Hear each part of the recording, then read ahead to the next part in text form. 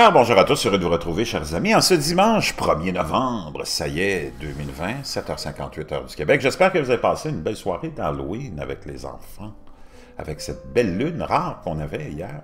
C'était vraiment spectaculaire ici, c'était complètement dégagé. Je ne sais pas comment c'était chez vous. Pendant ce temps-là, imaginez-vous, la Terre continue de pulser toutes les 26 secondes et personne ne sait pourquoi, nous rapporte Strange Sound. La Terre fait un petit grondement sismique toutes les 26 secondes.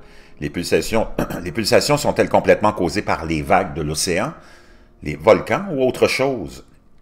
Les théories abondent. Le microséisme ne semble pas nuire à rien et n'a pas été une priorité élevée. Les microséismes, hein? Pourquoi la Terre vibre-t-elle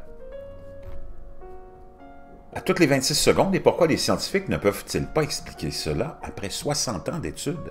C'est une énigme enveloppée dans un mouvement mystérieux périodiquement prévisible. Il peut s'agir d'un phénomène harmonique, d'un gazouillis sismique régulier provoqué par l'énergie du Soleil, ou d'une balise attirant les scientifiques vers sa source pour commencer une chasse au trésor. Quand cette impulsion terrestre a-t-elle été découverte pour la première fois? Au début des années 1960, un géologue du nom de Jack Oliver a documenté pour la première fois l'impulsion, également connue sous le nom de microséisme selon Discover. Oliver, qui travaillait alors à l'Observatoire géologique Lamont Doherty de l'Université Columbia, a entendu le bruit mais ne disposait pas d'instruments avancés dont les sismologues disposent maintenant. Depuis lors, les scientifiques ont passé beaucoup de temps à écouter les pouls ou le pouls et même à découvrir d'où il venait une partie du golfe de Guinée appelée la baie de Bonny, explique Discover. Des vagues se brisant sur le plateau continental, peut-être une des explications. Le pouls de la Terre est un mystère. Certains chercheurs pensent que le pouls a une sorte de cause prosaïque. Sous les océans du monde, le plateau continental agit comme une gigantesque déferlante. C'est la limite au large, par exemple, de la masse continentale nord-américaine où la partie la plus haute de la plaque tombe finalement dans la profonde plaine abyssale. Les scientifiques ont émis l'hypothèse que lorsque les vagues frappent cet endroit spécifique sur le plateau continental dans le golfe de Guinée, cette impulsion régulière est produite. Si cela semble improbable, considérez toutes les différentes formes de batteries, des timbales aux grosses caisses en passant par les bongos que vous frappez avec vos mains.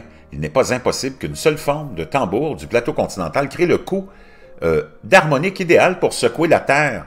Si c'est vrai, nous avons probablement de la chance que ce ne soit qu'un seul coup. Je vous laisserai l'article, comme toujours, dans la boîte de description. Vous pourrez aller voir les autres liens là-dedans.